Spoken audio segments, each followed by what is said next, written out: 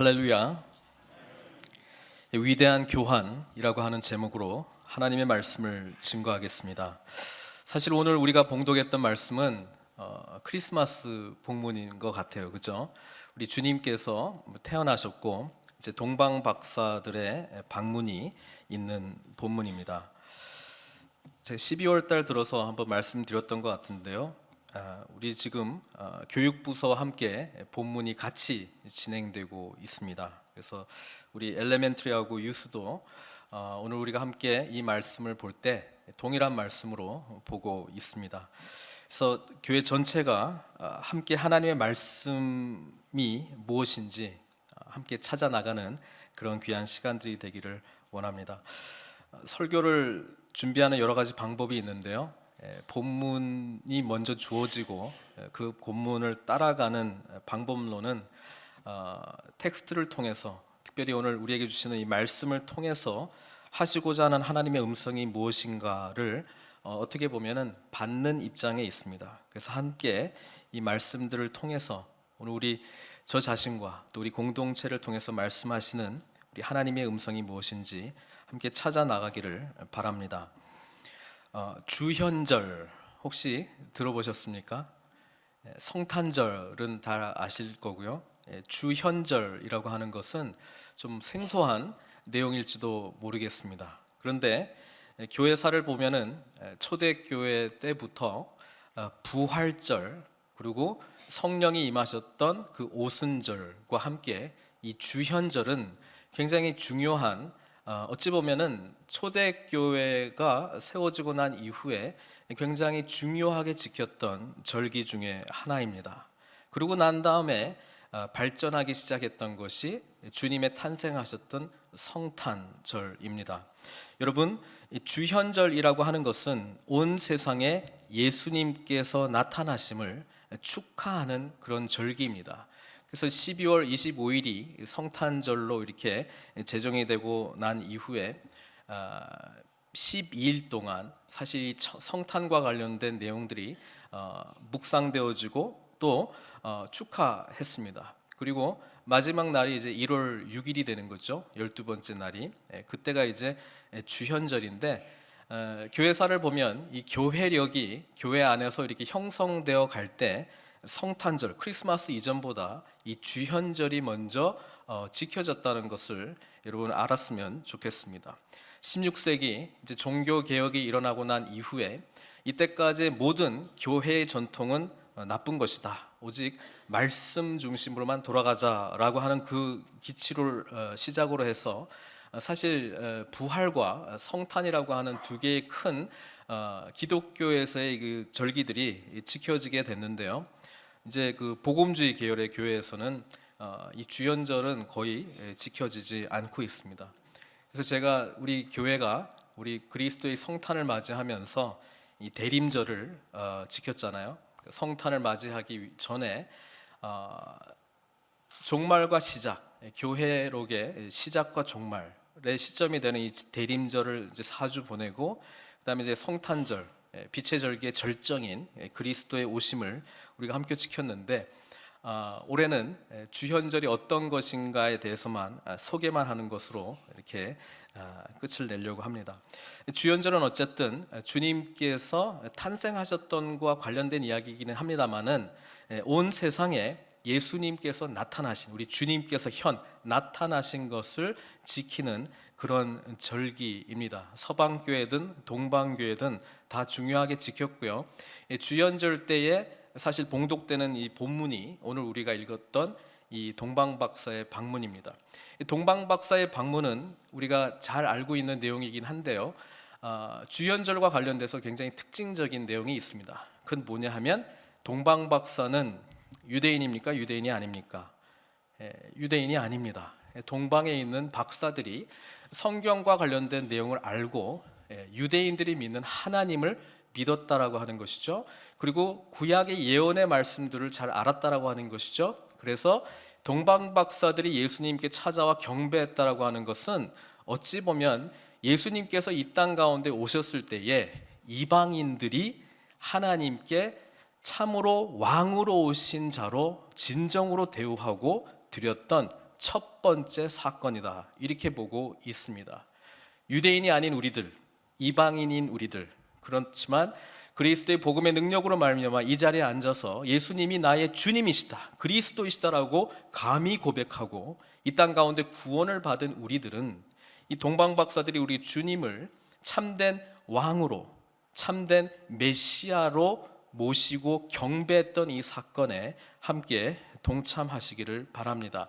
그렇기 때문에 하나님께서 태어나실 때에 인간의 몸을 입고 이 땅 가운데 태어나셨을 때에 유대인에게만 이 소식이 전해진 것이 아니라 사실은 이방인들도 준비되어 있었고 예수님의 오심과 함께 이 탄생을 축하했다라고 하는 것을 우리가 생각해 보면서 오늘 본문 말씀 가운데에 하나님께서 우리들에게 말씀하시는 것을 묵상해 나가기를 원합니다.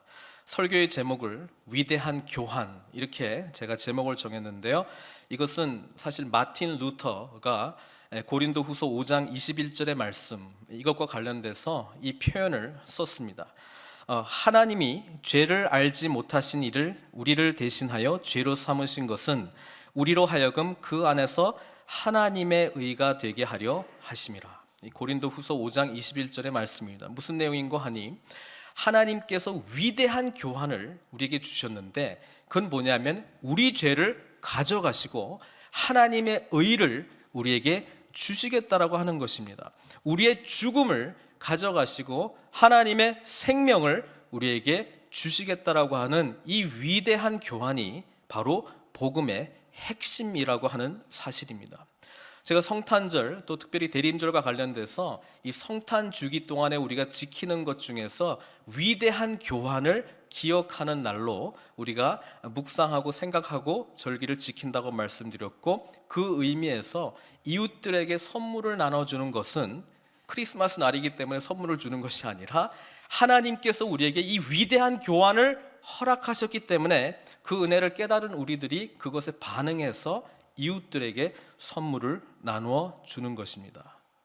성탄절날 우리 홈레스들을 돕기 위해서 빈 가방을 제가 우리 교회를 통해서 이렇게 나누어 드렸는데요, 많이들 가져오시는 것 같습니다. 계속해서 가져오셨으면 좋겠었는데 마찬가지입니다. 하나님의 은혜를 받은 우리들이 어떻게 보면은 주님 앞에는 우리가 빈 가방으로 나가는 것 아니겠습니까? 그런데 우리 하나님께서는 그것을 그분의 의로, 가방 안에 담겨있던 더러운 것들은 다 끄집어내시고 하나님의 의로, 하나님의 축복과 감격으로 채워주시고 우리들에게 은혜의 선물의 증인으로서 살아갈 것을 말씀해주고 있다는 것이죠. 그래서 우리는 은혜를 받은 자라면 당연히 받은 이 은혜를 나누어 줘야 될 줄로 믿습니다. 신학자들은 이 위대한 이 교환, 위대한 이 교환과 관련돼서 우리 하나님께서 그분의 신성하심과 그분의 신성과 우리 인간의 인성을 교환하셨다, 이렇게 말씀하시고 하나님의 영원함과 우리 인간의 제한된 순간성을 예수님의 성육신 사건과 함께 바꾸셨다, 이렇게 말씀하고 있습니다. 그분의 오심으로 우리는 뭐예요? 죽음에서, 하나님과 단절된 죽음에서 이제는 생명이 주어진 그 교환이 이루어졌다는 사실을 우리는 보게 된다라고 하는 것이죠. 근데 저는 오늘 본문을 보면서 이 위대한 교환이 또한 이 본문 가운데도 있다는 것을 발견하게 됩니다. 첫 번째는 어두움에서 빛으로의 교환입니다. 어두운 하늘 가운데 동방박사들은 하늘에 빛나는 이 별을 바라보면서 소망을 갖게 되었다라고 하는 것이죠. 그래서 우리 마태복음 4장 16절에도 나와 있지만 흑암에 앉은 백성이 큰 빛을 보았고 사망의 땅과 그늘에 앉은 자들에게 빛이 비치었도다. 이것은 바로 이사야 선지자가 예언했던 메시아 시대가 도래하게 됐을 때 나타나는 어둠 가운데 빛, 그리고 이 빛으로 말미암아 백성이 소망을 갖게 된다는 사실을 말씀해주고 있다는 것입니다. 그렇습니다. 이 동방박사의 방문과 함께 시작된 이 작은 별, 지금도 천문학자들이 계산해 보면은 7세기 전에 또는 4, 5세기 전에 행성들이 나열돼서 큰 빛이 일어났다. 헨리 해성이 그때 지나간 거 아니겠는가? 여러 가지 학설들이 많이 있긴 합니다만은 중요한 것은 우리들에게는 어두운 가운데에 주님께서 별 빛으로, 빛으로 오셔서 뭐예요? 생명을 주셨다라고 하는 것이죠. 이 빛이 우리들에게 비추어 주고 있다라고 하는 것입니다. 이 빛이 우리들에게 왔기 때문에 하나님께서는 우리 또한 빛의 자녀들로 살아갈 것을 명령하고 계시고, 우리 주님께서도 우리들에게 말씀하셨죠. 너희들이 세상의 빛이다 말씀하고 있고, 또 에베소서 말씀엔 빛의 자녀들처럼 행하라 이렇게 말씀하고 있다는 것입니다. 베들레헴의 별들은 사람들을 그리스도께로 인도하는 빛이었습니다. 그런데 마태복음 본문에 이 동방 박사들이 먼저 이 별을 보고 예수님을 찾아와서 경배했다라고 하는 것은 굉장히 충격적인 사건입니다. 왜? 마태복음은 1차적인 독자가 누구냐면 유대인들입니다. 그래서 유대인이기 때문에 마태복음 1장은 뭐부터 시작합니까? 아브라함과 다윗의 자손 예수 그리스도의 계보, 족보, 유대인에게만 해당되는 그 족보부터 시작한다는 것이죠. 왜? 마태는 예수님께서 우리 유대인들이 기다렸던 메시아, 그리고 그 정통성을 증명하기 위해서 족보를 올려준 것이죠. 이방인들에는 별로 해당 사항이 없습니다. 근데 2장 말씀에 이 동방박사, 이방인들이 예수님을 먼저 찾아서 참된 왕으로 경배했다라고 하는 사실은 유대인들로 하여금 충격적인 사건입니다. 아니, 우리가 먼저 찾았어야 되는데 이방인들이 먼저 와서 예수님을 왕으로 경배했다라고 하는 것이죠. 사랑하는 성도 여러분, 우리에게 이 빛이 비추고 있습니다. 우리 주님께서는 늘 우리에게 이 빛으로 존재하시기를 원하십니다. 우리가 마지막 주일을 보내면서 함께 결단하고 나아갈 것은 뭐냐면 2015년도에도 이때까지 우리를 인도하시고 비추어 주셨던 하나님의 은혜의 빛이 계속해서 비추어 주기를 바라는 그 마음이 우리들 가운데 있어야 될 줄로 믿습니다. 우리 인간이 계획하고 뭘 할 수 있겠습니까? 하나님의 생명의 빛을 바라보고 따라가면 그곳에 은혜가 있고 구원이 있고 소망이 있다는 것을 성경은 말씀해주고 있다는 것입니다. 두 번째 제가 찾아낸 맛교환은 뭐냐 하면 거짓 왕과 진정한 왕과의 교환입니다. 성경에 보니까 어떤 왕이 등장합니까? 헤롯 왕이 등장합니다. 이 헤롯 왕은 이둠의 사람입니다. 이둠의 뿌리를 쫓아 올라가면 에돔 사람입니다. 에돔은 뿌리는 뭐예요? 야곱의 쌍둥이 형제였던 에서의 후손이거든요. 그러니까 정통성이 없는 자가 지금 유대인의 왕으로 딱 앉아 있다라고 하는 것이죠. 헤롯 왕은 그 정통성을 인정받기 위해서 순수 유대인의 혈통이었던 왕비랑 왕족이랑 결혼을 합니다. 그러면서 나는 정통성이 있다. 그것을 이제 주장을 했고요. 유대인들로부터 인정을 받기 위해서 엄청난 건물 프로젝트를 진행을 합니다. 그래서 헤롯 성전, 예수님 당시에 완성되었던 이 헤롯 성전도 헤롯 대왕, 그러니까 이 헤롯 왕은 지금 여기 나오는 헤롯은 헤롯 대왕이거든요. 왜 대왕이냐 하면은 엄청난 건물 프로젝트를 완성했기 때문에 그렇습니다.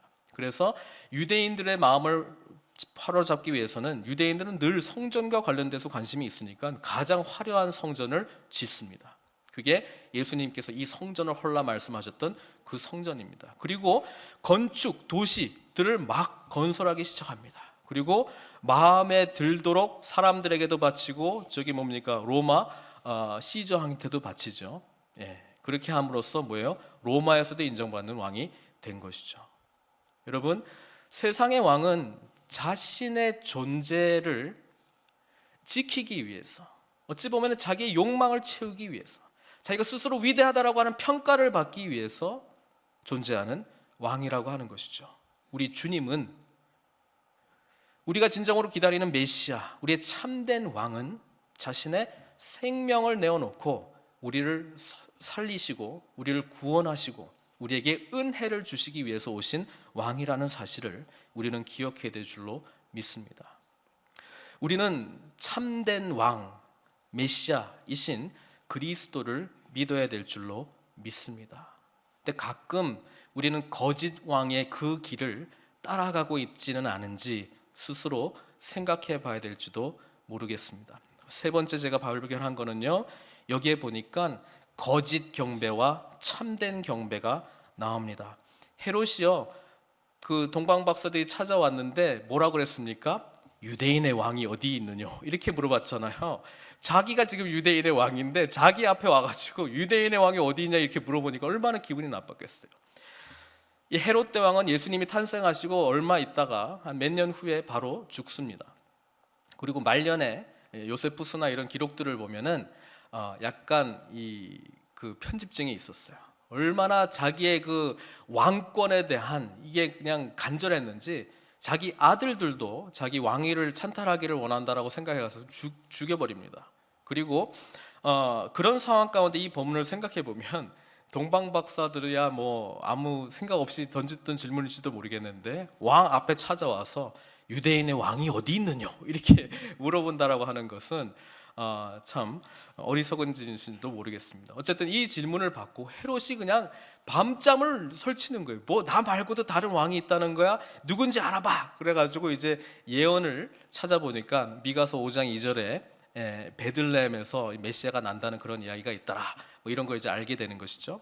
그래서 이제 동방 박사들을 밤에 가만히 조용히 이제 부릅니다. 그러면서 별이 언제 나타났느냐 뭐 자세히 물어보겠죠. 그러면서 이렇게 이야기합니다. 찾거든 나한테 속히 알려달라. 왜? 나도 그를 찾아서 경배하려고. 이렇게 이야기합니다. 경배라고 하는 단어를 감히 입에 올렸습니다. 본심은 다른 데 있는데 예배라고 하는 단어를 감히 올렸습니다.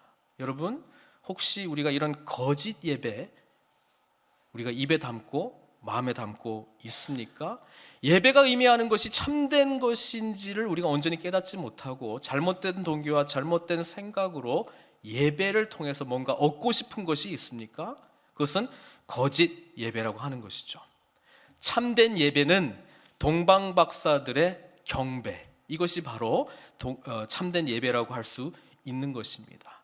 예수님 그들이 어디에서 왔는지 모릅니다. 그러나 많은 사람들이 이제 페르시아 또는 바벨론 포로 때 유대인들이 많이 이제 갔었잖아요. 포로로 끌려갔었잖아요. 그리고 다 돌아온 게 아닙니다. 다 돌아온 게 아니기 때문에 유대인 공동체가 여전히 바벨론 또 그 이후에 페르시아까지 이어진 것으로 그렇게 보고 있는데요.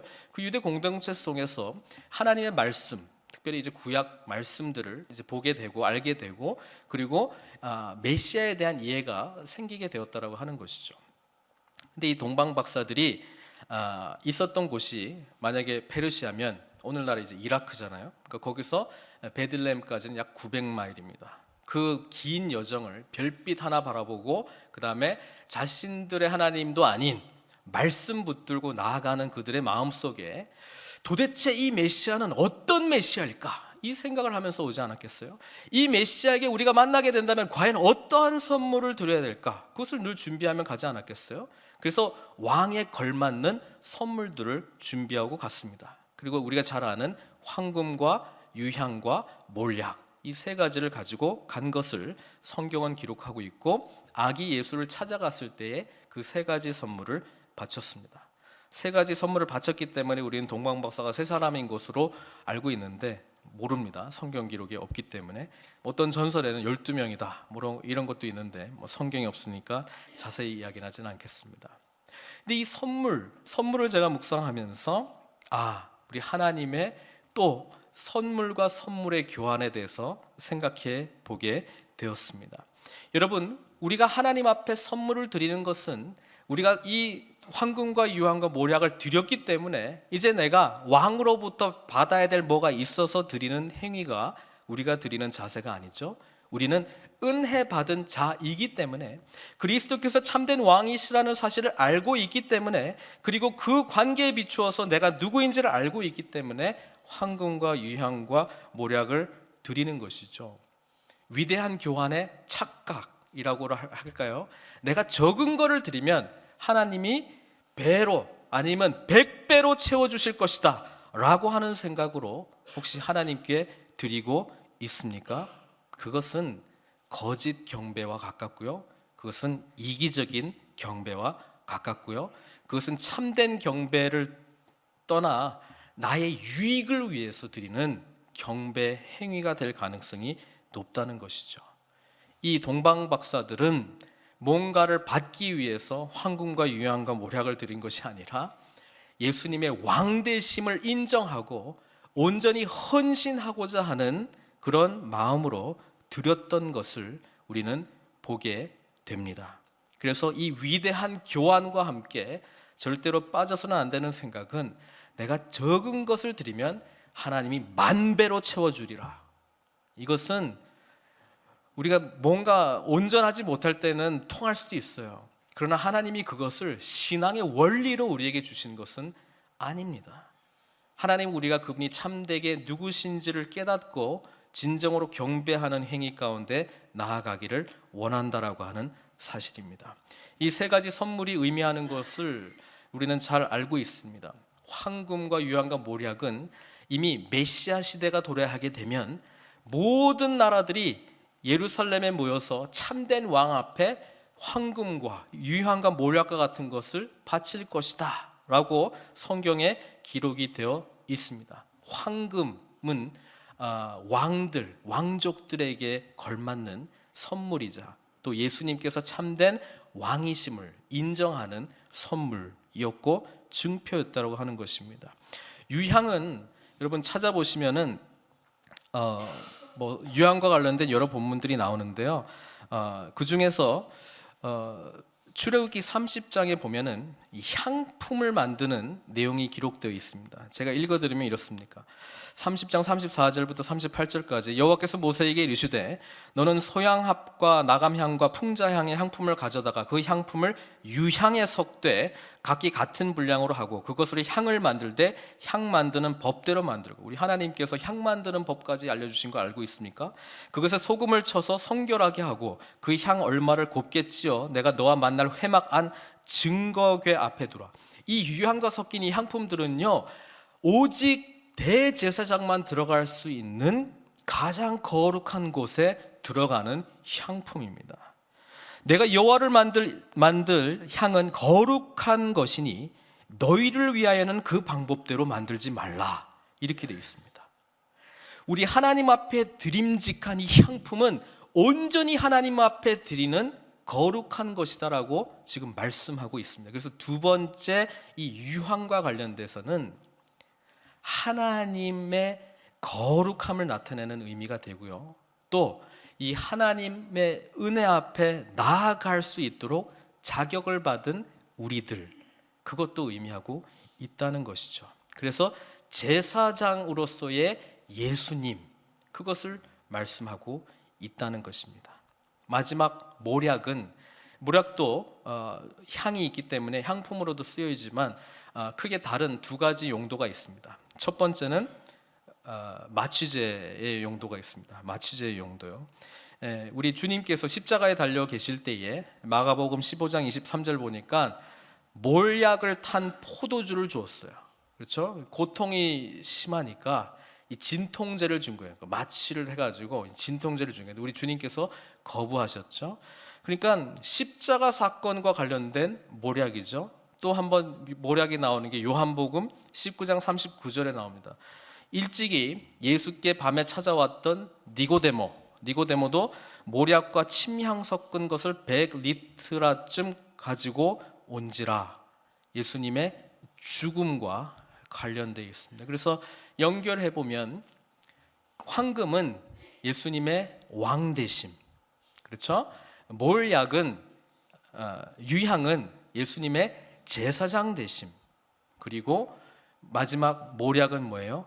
예수님께서 우리 어린 양으로서 죽으실 수밖에 없는 대속제물로 드려줘야 된다는 것을 상징하고 있다는 것을 우리가 생각해 보게 됩니다.